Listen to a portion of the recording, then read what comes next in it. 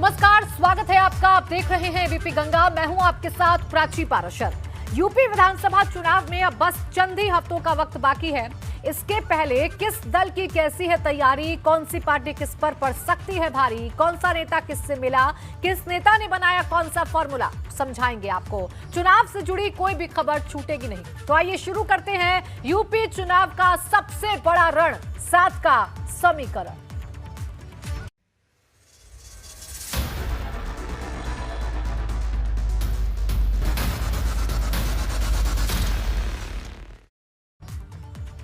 चुनाव रैलियों के शोर के बीच सीएम योगी ने सहारनपुर के देवबंद में एटीएस कमांडो सेंटर का शिलान्यास कर अहम संदेश दिया।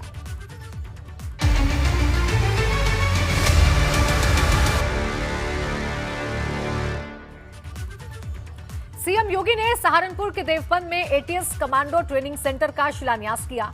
योगी सरकार का यह कदम चुनावी नजरिए से भी काफी अहम माना जा सकता है, जिसकी तस्दीक खुद योगी आदित्यनाथ का वो बयान है जो उन्होंने जनसभा में दिया है। सीएम योगी ने विपक्ष पर निशाना साधते हुए कहा कि पहले की सरकार आतंकवाद का सहारा लेती थी, लेकिन हम आतंकवाद को ठोकने के लिए एटीएस कमांडो ट्रेनिंग सेंटर दे रहे हैं। पहले की सरकार आतंकवादियों को मुकदमों को वापस लेती थी और हम आतंकवादियों को ठोकने के लिए एटीएस का सेंटर बना रहे हैं। उनको ठिकाना लगाने के लिए सेंटर बनाए जा रहे हैं।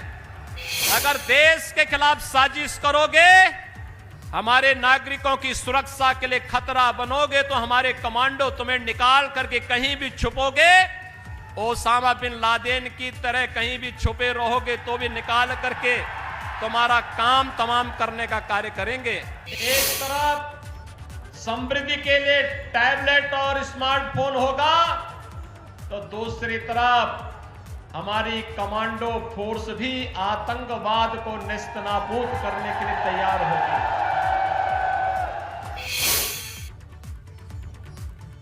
दरअसल सहारनपुर के देवबंद में एटीएस कमांडो ट्रेनिंग सेंटर का शिलान्यास कई मायनों में अहम है। यहां एटीएस सेंटर का निर्माण होने से सुरक्षा, खासकर संदिग्ध गतिविधियों पर न सिर्फ नजर रखी जा सकेगी, बल्कि आतंक की पैदाइश पर पूरी तरह लगाम लगाई जा सकती है।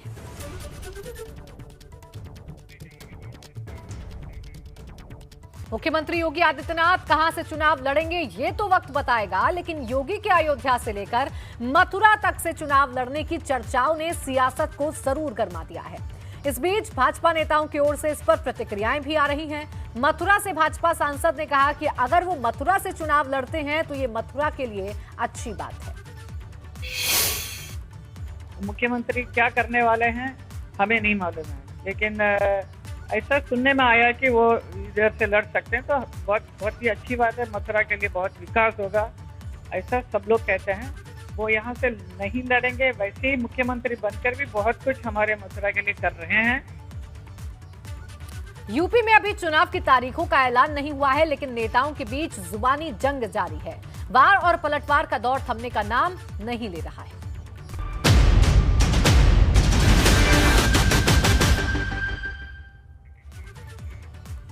सपा अध्यक्ष अखिलेश यादव के सपने में हर रोज भगवान श्री कृष्ण के आने और इस बार सपा की सरकार बनाने वाले बयान पर बयानबाजी और वार पलटवार तेज हो गया है। भाजपा नेताओं ने अखिलेश के खिलाफ मोर्चा खोल दिया है। खुद सीएम योगी हर मंच से अखिलेश यादव के इस बयान पर तंज कस रहे हैं, तो योगी सरकार में मंत्री स्वामी प्रसाद मौर्य ने भी अखिलेश के इस बयान पर चुटकी ली है। अब उनको सपने भी बहुत आ रहे हैं और सपने भी इस कदर आ रहे हैं कि सपने में आकर भगवान कृष्ण भी उनको अब कोस रहे हैं कि अबे नालायकों, जब सरकार मिली थी तब कोसी कला का दंगा करवा रहे थे, तब जवाहर बाग का दंगा करवा रहे थे, तब मुजफ्फरनगर का दंगा करवा रहे थे, और जब सत्ता मिली थी तब राम भक्तों पर भी गोलियां चला रहे थे। अब राम मंदिर का निर्माण जिनको करना है वो तो कर ही रहे हैं, कम से कम एक बार माफी तो मांग लो।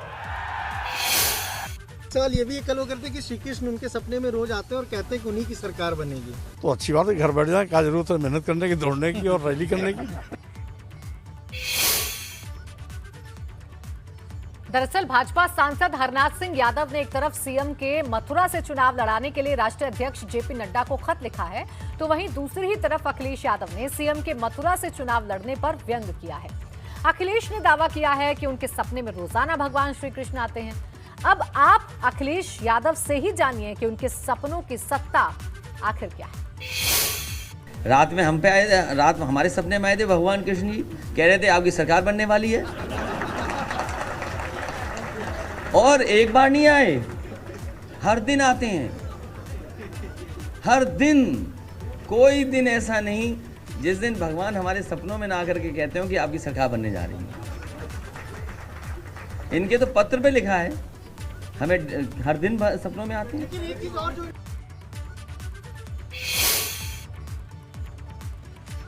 वहीं सपा अध्यक्ष अखिलेश यादव इसी हफ्ते अयोध्या का दौरा करने वाले हैं, जिसे लेकर यूपी सरकार के मंत्री स्वामी प्रसाद मौर्य ने निशाना साधा है।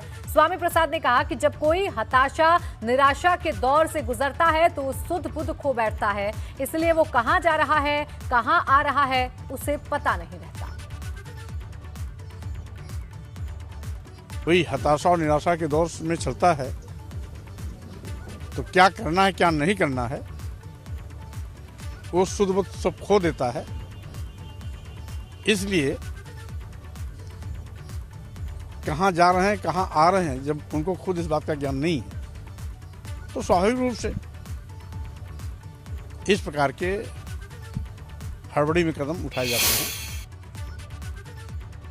वहीं AIMPLB यानी all India Muslim personal law board ने सूर्य नमस्कार का विरोध किया। दरअसल स्कूलों में सूर्य नमस्कार कार्यक्रम का सरकार ने निर्देश दिया, जिस पर बोर्ड ने कहा कि सूर्य पूजा का एक रूप है, इसलिए इस्लाम इसकी अनुमति नहीं देता है। तो सूर्य नमस्कार पर मुस्लिम पर्सनल लॉ बोर्ड ने विरोध जताया।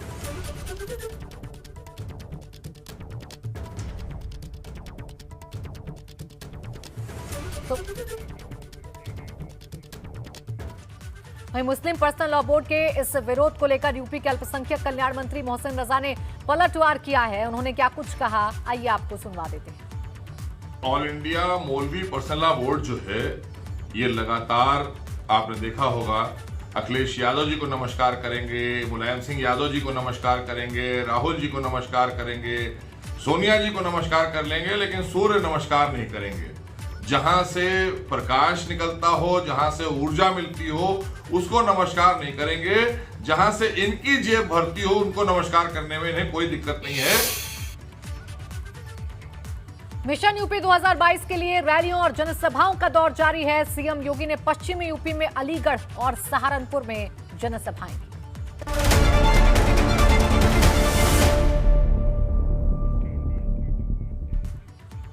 तो यूपी चुनाव 2022 के लिए तमाम दलों ने पूरी ताकत झोंक रखी है। मुख्यमंत्री योगी आदित्यनाथ भी ताबड़तोड़ रैलियां और जनसभाएं कर रहे हैं। आज उन्होंने सबसे पहले अलीगढ़ का दौरा किया, जहां उन्होंने 7,000 करोड़ रुपए से ज्यादा की विकास परियोजनाओं का लोकार्पण और शिलान्यास किया। इस दौरान सीएम योगी ने कासिमपुर पावर हाउस की 660 मेगावाट यूनिट के उद्घाटन के साथ ही UP power transmission corporation limited के 400, 220 और 132 केवी के 9 पारेषण केंद्रों का लोकार्पण किया, जबकि 120 केवीए के 3 बिजली उपकेंद्रों का शिलान्यास भी किया। इस दौरान सीएम योगी ने जनसभा को संबोधित करते हुए विपक्ष पर निशाना भी साधा।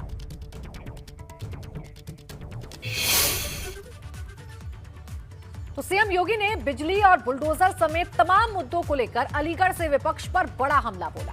सीएम ने कहा कि पिछली सरकारों में बिजली भले नहीं मिलती थी, लेकिन बिल बहुत आता था। वहीं सीएम योगी ने कहा कि जब माफिया पर बुलडोजर चलता है तो भाई बहन और बुआ बबुआ को चिंता होती है। भाइयों बहनों, पहले की सरकारों में क्या होता था, जो श्रीकांत जी बोल ही रहे थे कि अगर कहीं से युवा स्मार्टफोन या मोबाइल फोन पाई जाता था तो बिजली रहती नहीं थी, चार्ज ही नहीं हो पाता था। आज तो ये समस्या नहीं। पिछली सरकारें क्या करती थी, बहुत महंगे दाम पर पावर परचेज एग्रीमेंट करती थी और उसके नाम पर उसका बोझा प्रदेश की जनता पर डालती थी, जिससे बिजली भी नहीं मिलती थी, लेकिन बड़े बड़े बिजली के बिल आ जाते थे। उन्हें मालूम है कि अगर गलत करेंगे तो राज्य सरकार ऊपर से बुलडोजर चलाने का कार्य करेगी, और बुलडोजर चलने में किसको सबसे ज्यादा परेशानी होती है?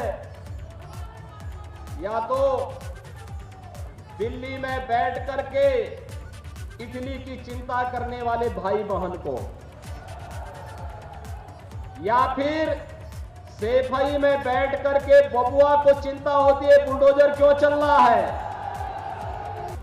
कभी कभी बुआ को भी परेशानी होने लगती है कि आखिर ये बुलडोजर इन माफियाओं पर क्यों चल रहा है। अलीगढ़ के बाद सीएम योगी सहारनपुर को बड़ी सौगात देने पहुंचे। मुख्यमंत्री योगी ने देवबंद में एटीएस कमांडो ट्रेनिंग सेंटर का शिलान्यास किया। साथ ही सीएम योगी ने सहारनपुर में करीब 200 करोड़ रुपए की 112 विकास परियोजनाओं का लोकार्पण और शिलान्यास किया। इस दौरान सीएम योगी ने युवाओं को टैबलेट और स्मार्टफोन भी बांटे। इस दौरान सीएम योगी ने विपक्ष पर भी करारा हमला बोला। बेटियों की सुरक्षा के लिए जो लोग खतरा बने हुए थे, उनको भी मालूम है अब बेटियों की सुरक्षा के लिए खतरा बनेंगे तो उसके बाद क्या हाल होने जा रहा है। और भाइयों बहनों, इसीलिए यहां पर आपने देखा होगा यही लोग जो कैराना का पलायन कराते थे। ऑल इंडिया मजलिस इत्तेहादुल मुस्लिमीन के अध्यक्ष असदुद्दीन ओवैसी ने आज मुरादाबाद में एक रैली को संबोधित किया। अपने चिर परिचित अंदाज में असदुद्दीन ओवैसी ने मंच पर पहुंचते ही तमाम विरोधियों, खासकर भाजपा पर तीखे हमले किए और भाजपा सरकार में मुसलमानों के उत्पीड़न का आरोप लगाया। उन्होंने कहा कि देहरादून और रायपुर की धर्म संसद में बयानबाजियों के बाद वो खौफ में हैं। ओवैसी ने मुसलमानों के 4 शादियां करने के मुद्दे पर भी भाजपा पर तंज कसा। उत्तराखंड में धर्म संसद के नाम पर मुसलमानों को कत्लेआम की धमकी दे रहे, तो क्या मेरे दिल में खौफ नहीं पैदा होगा? धर्म संसद कर भारत के मुसलमानों को म्यांमार के रोहिंग्या मुसलमानों की तरह खत्म करने की बात की जाती है। क्या इसमें डिग्निटी है? रायपुर में धर्म संसद होता है, कांग्रेस की सरकार है, वहां पर कोई कहता है कि इंसानियत को बचाना है तो मुसलमानों को सबने 80 से मिटा दो। बताओ ये कौन सी डिग्निटी है? अब कोई लोग बोलेंगे, बीजेपी के लोग बोलेंगे ये मुसलमान महिलाओं पे बड़ा अच्छा, इनके दिमाग में एक 4 शादियां करते हैं लोग। बताओ डेटा दो, हम एक में परेशान है। नहीं 4 कहां है? बताओ कहां डेटा है? कुछ कहां है डेटा है तो बताओ। अरे एक से ही इंसाफ करना बड़ा मुश्किल काम है। जिनकी शादी नहीं हुई इसलिए ये जज्बात में और इस बीच बड़ी खबर मिल रही है। कांग्रेस नेता रणदीप सुरजेवाला कोरोना संक्रमित हो गए हैं। उन्होंने ट्वीट करके इस बात की जानकारी दी है। रणदीप सुरजेवाला ने खुद को आइसोलेट कर दिया है। तो कोरोना की रफ्तार देश में तेजी के साथ बढ़ रही है और एक-एक कर अब नेता भी कोरोना की जद में आ रहे हैं। आज सुबह अरविंद केजरीवाल कोरोना पॉजिटिव हुए। ट्वीट करके उन्होंने जानकारी दी। इसके बाद मनोज तिवारी के संक्रमित होने की खबर सामने आई और अब कांग्रेस नेता रणदीप सुरजेवाला ने भी ट्वीट करके जानकारी दी है कि वो कोरोना संक्रमित हो गए।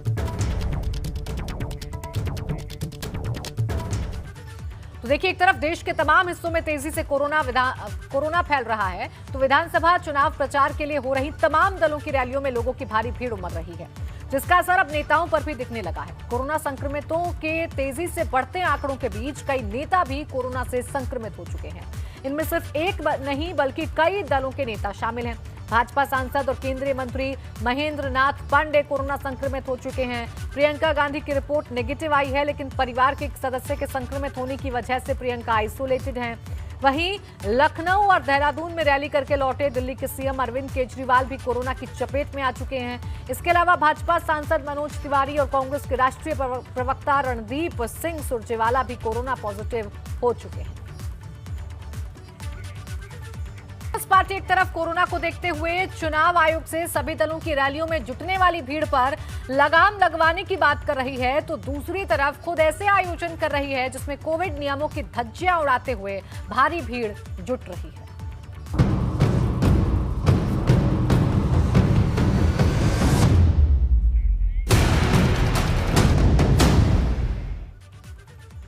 बरेली में आज कांग्रेस पार्टी की तरफ से आयोजित मैराथन दौड़ में मची भगदड़ और अव्यवस्था के मामले में बरेली के जिला अधिकारी ने जांच शुरू करवा दी है और कहा है कि अगर मैराथन में मची भगदड़ की घटना में कोई दोषी पाया गया तो उसके खिलाफ एफआईआर दर्ज हो सकती है। आपको बता दें कि बरेली में आज कांग्रेस ने लड़की हूं लड़ सकती हूं मैराथन का आयोजन किया था, जिसमें भारी तादाद में लड़कियां शामिल हुई थी, लेकिन भारी भीड़ और बदइंतजामी के चलते कई छात्राएं सड़क पर गिर गईं और घायल हो गईं, जिसमें कई छात्राओं को चोट आई। इस दौरान एबीपी गंगा संवाददाता अनूप मिश्रा ने जब बदइंतजामी की तस्वीरें दिखानी शुरू की और आयोजकों से सवाल पूछे तो उन्होंने संवाददाता से भी बदसलूकी शुरू कर दी।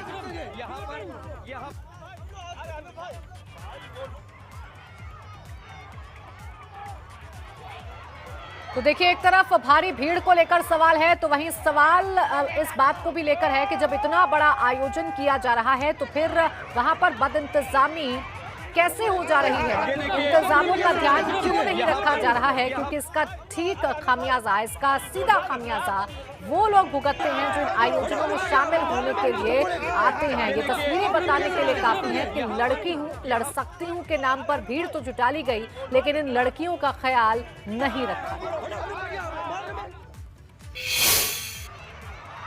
कांग्रेस की आज मैराथन हो रही है और मैराथन शुरू हो चुकी है। हजारों की संख्या में यहाँ पर छात्राएं मौजूद है, लेकिन सबसे बड़ी एक जो गड़बड़ी यहाँ पर सामने आई, तमाम लड़कियां यहाँ पर बच्चियां दब गई थी, उनके जूते चप्पल यहाँ पर पड़े हुए हैं। आप देख सकते हैं यहाँ पर किस तरीके से जो बच्चियां थी वो दब गई। यहाँ पर पुलिस प्रशासन का कोई इंतजाम नहीं था, कांग्रेस का कोई भी यहाँ पर ऐसा नेता नहीं था जो इन चीज़ों को देख सके। देख सकते हैं बच्चों के मास्क पड़े हुए हैं, बच्चों के जूते चप्पल पड़े हुए हैं, छोटी छोटी बच्चियां दब गई थी। यहाँ पे जो लोग मौजूद है ये देखिए, कह रहे कोई नहीं दबा है, जबकि कैमरे में चीजें कैद हैं, कैमरे में नहीं हुआ है, कुछ नहीं हुआ है, ऐसी गलत रिपोर्टिंग आप ना करें। आप जो सच्चाई है, यहाँ पर तमाम लोग दब गए हैं, लोग हैं फिलहाल यहाँ पर काफी हालात चल रहे हैं। फिलहाल कैमरामैन नवल के साथ निवेदन ये कुछ बच्चियां ठीक है। आप देखिए यहाँ पर तमाम जो लोग हैं वो विवाद करने पर उतारू हो गए हैं एबीपी की ड्यूटी टीम से। मैडम क्या कहना चाहेंगी? तमाम यहाँ पर छात्राएं थी, बहुत सारी छात्राएं थी। अरे कवर हो रहा है, आगे भी कवर हो रहा है, आगे भी हमारी टीम लगी हुई है। गोदी मीडिया क्या होता है? गोदी मीडिया क्या होता है? आप लोग तमीज नहीं है, गोदी मीडिया क्या होता है?